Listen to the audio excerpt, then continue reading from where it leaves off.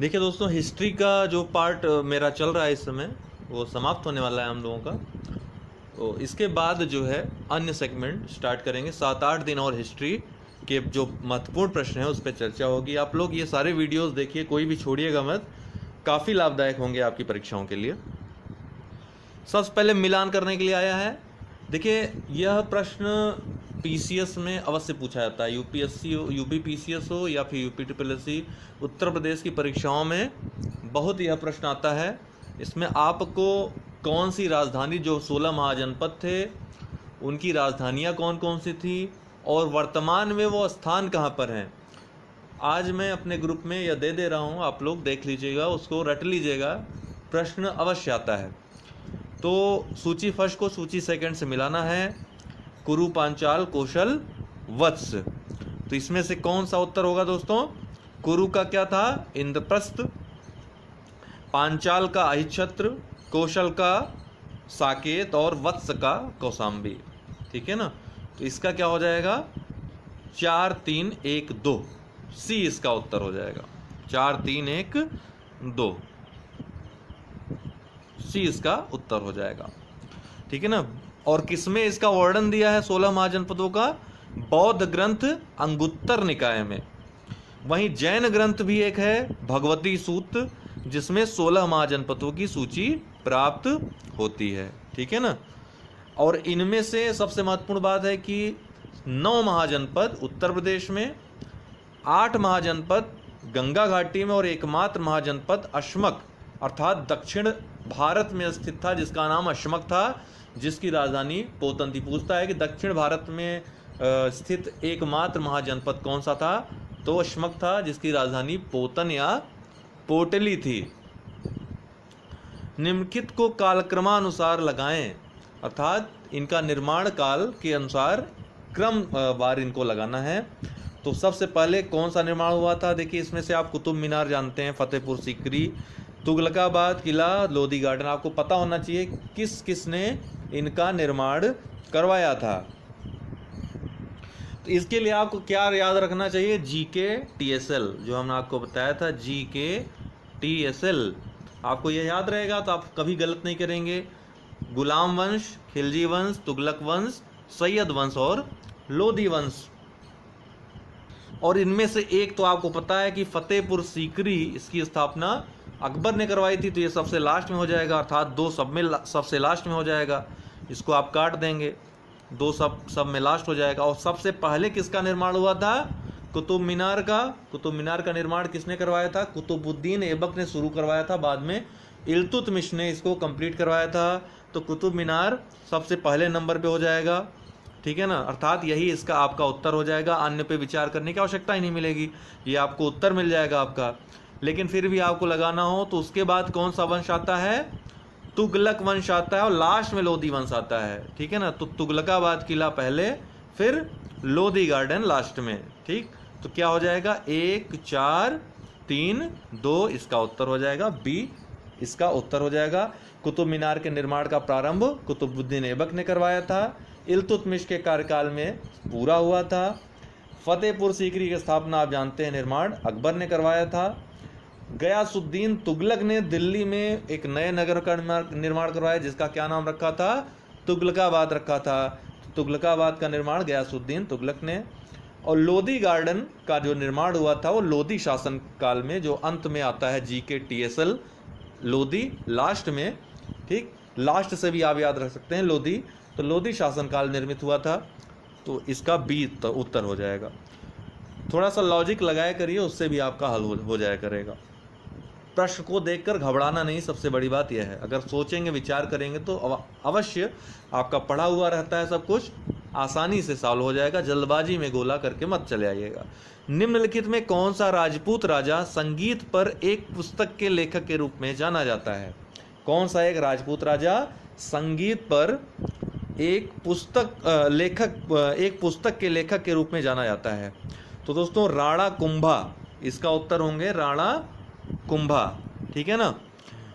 इन्होंने एक पुस्तक लिखी थी, उसका नाम संगीत राज था। बहुत उल्लेखनीय कृति है राणा कुंभा की, संगीत पर लिखी सर्वोच्च कृति इसको माना जाता है, संगीत राज उसका नाम है। इसको 3 विधाओं के लिए जाना जाता है। इसमें नृत्य, गायन और वादन, इन तीनों का मिश्रण इस पुस्तक में मिलता है। इसीलिए इस पुस्तक को संगीत का सिरमौर भी कहा जाता है। राणा कुंभा की पुस्तक थी।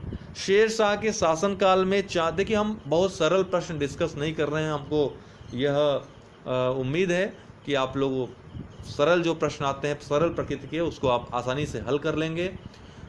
इसके अलावा जो हमारी टेस्ट सीरीज होगी उसमें सभी तरह के प्रश्न, सरल कठिन, सब उसमें शामिल होंगे। ये जो स्पेशल हमारी सीरीज है ये आपको परीक्षा क्वालिफाई कराने के लिए है, ठीक है। तो इसमें हमने विशेष प्रकार के प्रश्नों को शामिल किया है, जो आएंगे ही आएंगे। शेरशाह के शासनकाल में चांदी के रुपए एवं तांबे के दाम का विनिमय अनुपात क्या था, अर्थात एक चांदी का जो रुपया था वो कितने तांबे के कितने दाम के बराबर था। इसका अर्थ यह हुआ, विनिमय का अर्थ यही होता है, ठीक है ना।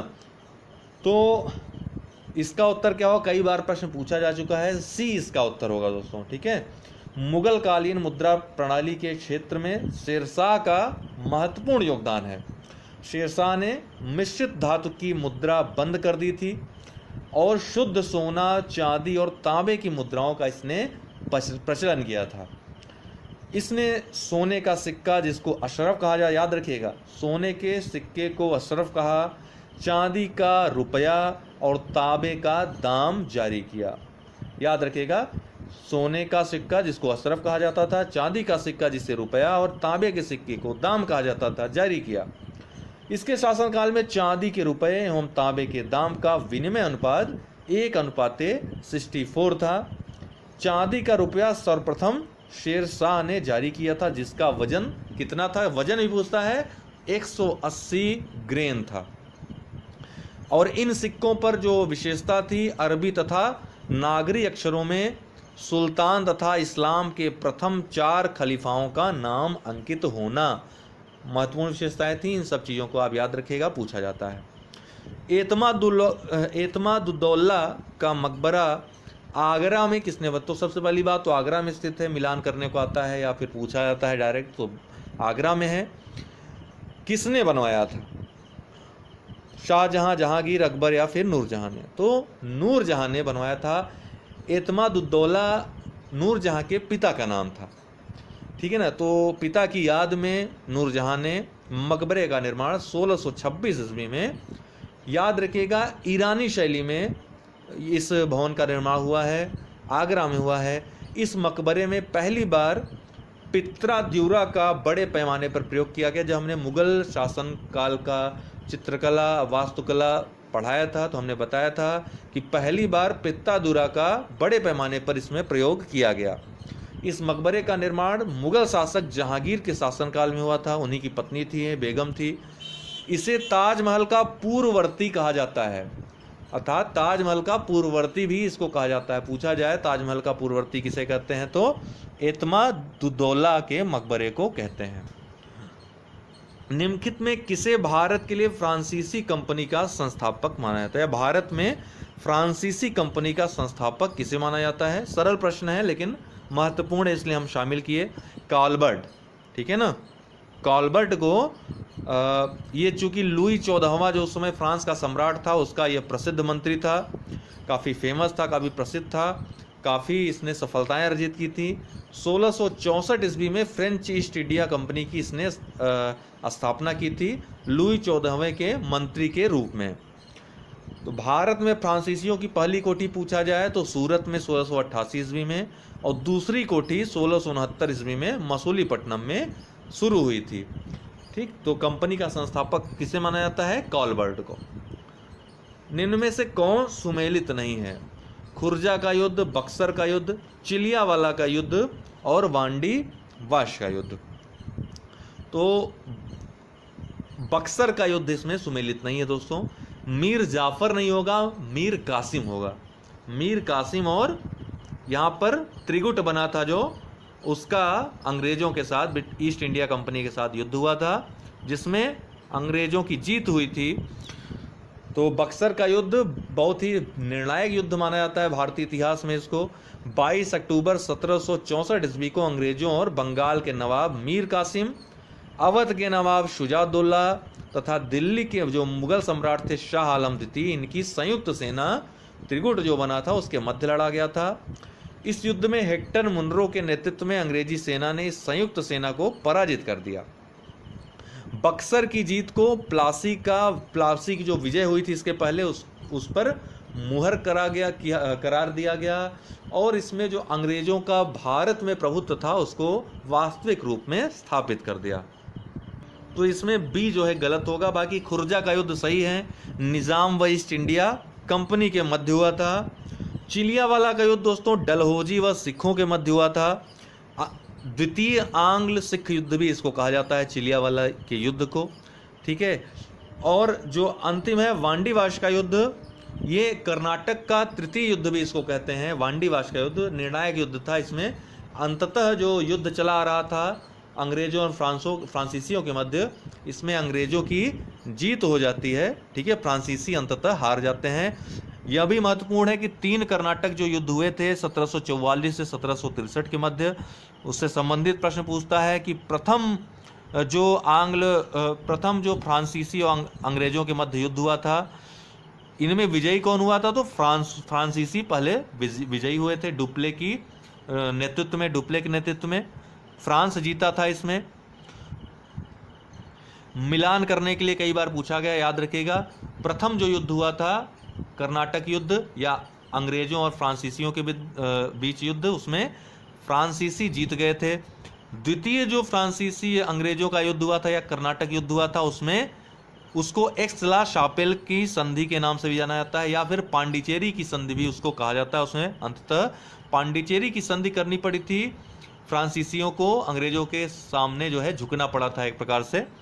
फिर तृतीय जो युद्ध होता है, एक प्रकार से जो द्वितीय कर्नाटक युद्ध होता है वो अनिर्णायक युद्ध होता है, ठीक है ना। यूरोप में भी उसी समय सेम समय युद्ध लड़ा जाता है, वहाँ संधि हो जाती है, तो उसी के आधार पे यहाँ भी संधि कर ली जाती है, निर्णायक नहीं हो पाता। लेकिन जो तीसरा युद्ध होता है कर्नाटक का, वो निर्णायक होता है, वांडीवाश का युद्ध, जिसको पेरिस की संधि के नाम से भी जाना जाता है। यहाँ पे जो अंत हुआ था पेरिस की संधि के रूप में हुआ था। इसमें भारत में अंग्रेजों ने फ्रांसीसियों पर निर्णायक रूप से जीत हासिल कर ली थी। तो इतनी बातें आपको याद रखनी है, मिलान के लिए भी आता है। निम्नलिखित किस भारतीय शासक ने विदेशों में आधुनिक पद्धति के दूतावास स्थापित किए? आपको मालूम है, एकमात्र सुल्तान टीपू सुल्तान। टीपू सुल्तान 1782 से 1799 भी इसका शासनकाल था। यह प्रथम भारतीय शासक था जिसने देशी प्रशासन में पाश्चात्य प्रशासन का मिश्रण किया था। उसने अपनी राजधानी श्रीरंगपट्टनम में फ्रांस और मैसूर की मैत्री का प्रतीक स्वतंत्रता का वृक्ष लगवाया था। इसके अलावा टीपू सुल्तान अपने समकालीन विदेशी राज्यों से मित्रवत संबंध बनाने और अंग्रेजों के विरुद्ध उनकी सहायता प्राप्त करने के लिए अरब, काबुल, इस्तांबुल, मॉरिशस को इसने अपने दूतमंडल भेजे। वहां पे आधुनिक पद्धति पर दूतावास की भी स्थापना की। तो इतनी सारी बातें टीपू सुल्तान के बारे में आपको। पहला प्रश्न मिलान करने के लिए है, सूची फर्स्ट को सूची सेकंड से मिलाना है। ये तमाम एसोसिएशंस हैं और उससे संबंधित जो लोग हैं या उसके जो संस्थापक हैं उनका नाम दिया है, जो लोग इससे जुड़े थे। तो Indian association, east India association, Poona सार्वजनिक सभा, मद्रास महाजन सभा। तो इंडियन एसोसिएशन से कौन जुड़े थे? सुरेंद्र नाथ बनर्जी। पहला वाला तो लगा भी सही है, ठीक है ना। इंडियन एसोसिएशन सुरेंद्र नाथ बनर्जी ने इसकी स्थापना की थी। ईस्ट इंडिया एसोसिएशन दोस्तों ये दादा भाई नौरोजी द्वारा संस्थापित संस्था थी। और पूना सार्वजनिक सभा महादेव गोविंद रानाडे। मद्रास महाजन सभा जी सुब्रमण्यम। ये सब याद रखिए, यूपीएससी में भी इस तरह का प्रश्न इस बार पूछा था, ठीक है, मिलान करना था। एक और आपको जो संघ याद रखना है वह है हरिजन सेवक संघ। 1932 में उसकी महात्मा गांधी ने स्थापना की थी, लेकिन इसका नाम पहले जब स्थापना की थी तो उसका नाम अस्पृश्यता निवारण संघ था। अस्पृश्यता या अखिल भारतीय अस्पृश्यता निवारण संघ था। बाद में इसका नाम हरिजन सेवक संघ हो गया, जिसके पहले अध्यक्ष का नाम भी पूछता है। घनश्याम दास बिरला पहले अध्यक्ष थे। भले महात्मा गांधी इसकी स्थापना किए थे, लेकिन घनश्याम दास बिरला इसके पहले अध्यक्ष थे। हालांकि इस प्रश्न का जो उत्तर होगा 1 4 2 3 पहला ही होगा, ठीक है ना, ए ही इसका उत्तर हो जाएगा, 1 4 2 3। आगे बढ़ते हैं, सुमेलित नहीं है।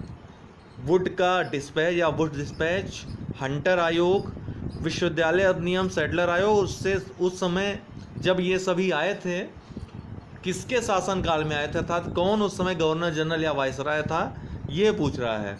तो वुड्स का डिस्पैच हमने आपको बताया है कि लॉर्ड डलहौजी के काल में आया था 1854 में। एक में हमने पूरी शिक्षा संबंधित आप जो वीडियोस मैं बना रहा हूँ, इसीलिए मैं कहता हूँ बार बार वीडियोस देखिए, हमारे जो प्लेलिस्ट में आप चले जाइए, हिस्ट्री के जितने वीडियोस हैं ये 10-10 मिनट वाले, ये सभी आप देखिए, उसमें हमने विस्तार से चर्चा की है शिक्षा से संबंधित जितने भी अभी तक आए हैं।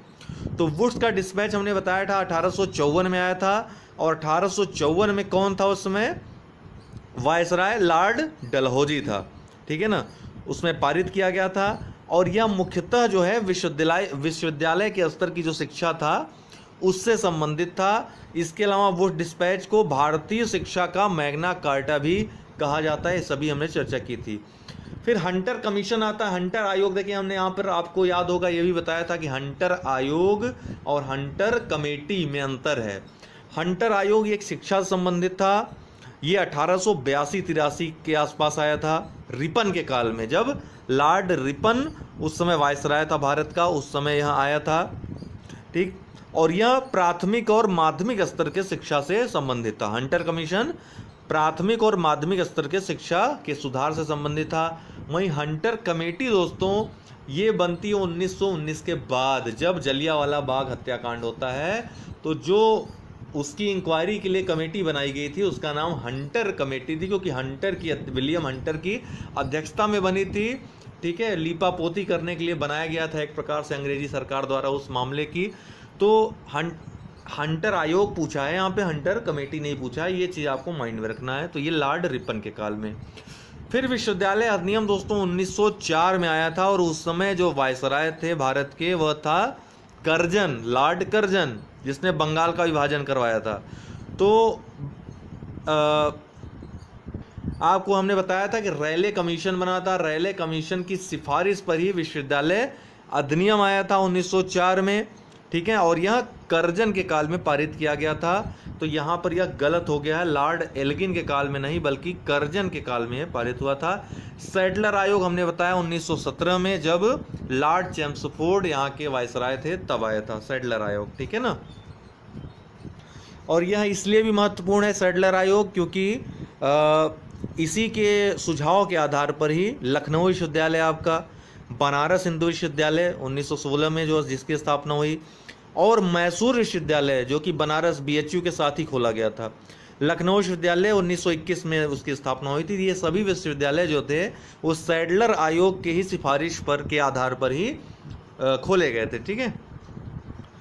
अब इनमें से कौन सा युग्म असत्य है, तो खान अब्दुल गफ्फार खान को बादशाह खान भी कहा जाता है, बिल्कुल सही है, ठीक है ना, बिल्कुल सही है। मोहनदास करमचंद गांधी को मलंग बाबा भी कहकर पुकारा जाता है, अर्थात महात्मा गांधी को मलंग बाबा भी कहा जाता है, एक नाम मलंग बाबा भी है, याद रखिएगा यह, ठीक है ना। मलंग बाबा ही पूछ ले अगर, मलंग बाबा किसके लिए, तो बहुत ज़्यादा फेमस नाम नहीं है, लेकिन याद रखिए मोहनदास करमचंद गांधी के लिए ही यह शब्द यूज किया जाता है।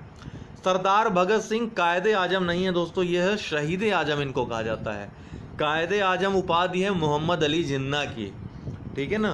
तो यही जो है गलत हो जाएगा, यही असत्य है। बाकी सुभाष चंद्र बोस को नेताजी कहते हैं, तो नेताजी के नाम से प्रसिद्ध हैं।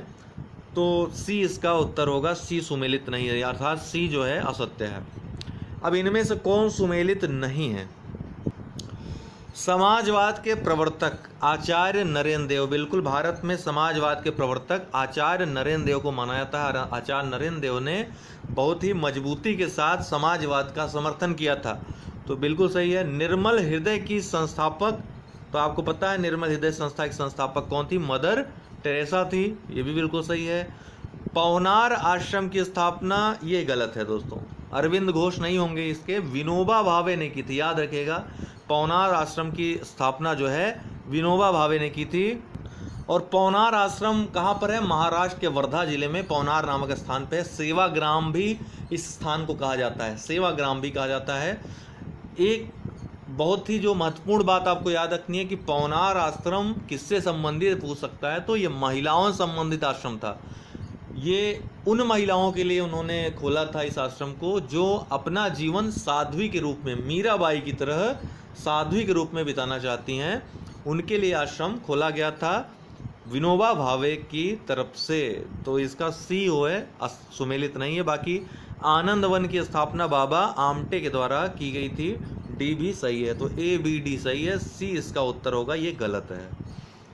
फिर मौर्य समाज का विभाजन 7 वर्गों में विशेष तौर पर उल्लिखित है। देखिए बहुत ही कंफ्यूजिंग वाला सवाल, बहुत कंफ्यूजन उत्पन्न करने वाला सवाल है। बहुत लोग इसका उत्तर कौटिल्य के अर्थशास्त्र मारकर चले आते हैं, लेकिन इसका जो सही उत्तर होगा मेगास्थनीज का इंडिका होगा। ठीक है ना, इंडिका में मौर्य समाज का विभाजन 7 वर्गों में विशेष तौर पर किया गया है। कौटिल्य के अर्थशास्त्र में दोस्तों सप्तांग सिद्धांत है। ठीक है ना, वो सप्तांग सिद्धांत अलग है, ये समाज का विभाजन है 7 वर्गों में। इसमें आपको अंतर फर्क समझना है। ठीक है ना, सप्तांग सिद्धांत अलग है और समाज का विभाजन 7 वर्गों में अलग है। जब सप्तांग सिद्धांत होगा अर्थात राज्य के 7 अंग होते हैं, राज्य के 7 अंग, उसका सिद्धांत जब पूछेगा तो यह कौटिल्य का अर्थशास्त्र होगा। वहीं जब 7 वर्गों में मौर्य समाज का 7 वर्गों में विभाजन पूछेगा तो उसका उत्तर मेगास्थनीज का इंडिका होगा। बार बार कह रहा हूँ, बहुत महत्वपूर्ण है। यही सब चूक होती है परीक्षा में जो आपको नहीं करना है। और हाँ, एक बात यहाँ पे कहना चाहता हूँ, जो लोग हमारे ग्रुप में जुड़े हुए हैं, पेड ग्रुप में, उनके लिए आज से ही मैं एक अलग ग्रुप बना रहा हूँ। वहाँ पे मैं महत्वपूर्ण जो इस तरह के जो टेक्निकलिटीज़ हैं, जिन जिन प्रश्नों में जो जो तथ्य एक साथ जो परीक्षा के लिए अति महत्वपूर्ण है, वो मैं डेली अब दिया करूँगा आपको। आप कुछ मत पढ़िए, जो किताबें आपके पास हैं वो पढ़ते रहिए, और हमारा केवल वो ग्रुप आप फॉलो करते रहिए। आपका प्री कभी रुकेगा नहीं है, ये मैं दावा नहीं, वादा कर रहा हूँ आपसे। बस आप पढ़ते रहिए। आगे बढ़ते हैं। मौर्य साम्राज्य में राजस्व एकत्र करने का कार्य किसके द्वारा किया जाता है? इस तरह के प्रश्न बहुत पूछता है मौर्य समाज से और ऋग्वेद वैदिक काल से और मौर्य साम्राज्य से इस तरह के प्रश्न बहुत आते हैं, और गुप्त काल से भी। तो राजस्व एकत्र करने का कार्य किसके द्वारा किया जाता था? तो याद रखिएगा, कौटिल्य के अर्थशास्त्र में 18 तीर्थों का उल्लेख है। ये 4 उनमें से प्रमुख हैं। ठीक है ना, ये 4 तीर्थ प्रमुख हैं। कुल 18 तीर्थों का उल्लेख मिलता है। और इनका कार्य जो जो था, जैसे प्रदेष्टा थे, इनका कार्य था फौजदारी न्यायालय का न्यायाधीश होता था। ये प्रदेष्टा फौजदारी न्यायालय का न्यायाधीश होता था, जो आपराधिक न्यायालय होता था। और जो व्यवहारिक होता था, याद रखिएगा, यह व्यवहार न्यायालय दीवानी सिविल न्यायालय का मुख्य न्यायाधीश होता था, व्यवहारिक।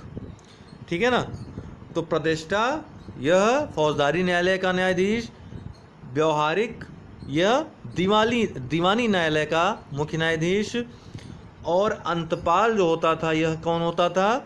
सीमावर्ती जो दुर्ग होते थे उनका रक्षक होता था, अंतपाल कहते थे। ठीक है, अंत से याद रखिएगा, सीमा। और समाहर्ता जो होता था, यह राजस्व विभाग का प्रधान अधिकारी होता था। राजस्व एकत्रित करने का कार्य इसके ऊपर होता था। समाहर्ता, समाहित करना एक प्रकार से समझ लीजिए, समाहर्ता। तो सी इसका उत्तर होगा, राजस्व विभाग का यह एकत्र करने का अधिकार कार्य जो है समाहर्ता के पास होता था, सी। अगला है, कनिष्क के समकालीन निम्नलिखित नामों पर विचार करें और कूट की सहायता से अपना उत्तर चुनें। इसका देखिए, तमाम तरह के सवाल ऐसे हैं जिनके बहुत ज़्यादा कोड की आवश्यकता होती है। हम आपको बताते चल रहे हैं प्रश्नों में, और एक साथ उस ग्रुप में जो मैं बता रहा हूँ आपका पेड ग्रुप में आप देख सकते हैं। यहाँ पर मैं आपको बता देता हूँ कि कनिष्क के समकालीन आपको याद रखना हो तो इस तरह से याद रखिए, पास अब नाच महाचेत, पास अब नाच महाचेत। तो पा से पार्श्व, स से संघरक्ष, कहीं लिख लीजिए आप, पा से पार्श्व, स से संघरक्ष, अ से अश्वघोष, व से वसुमित्र, नाच, ना से नागार्जुन, च से चरक, और महाचेत से महाचेत। ठीक है ना, तो ये जो थे कनिष्क के समकालीन थे। तो इसमें से आपको कौन कौन दिख रहे हैं? वसुमित्र और अश्वघोष, 2 और 4 इसका उत्तर होंगे।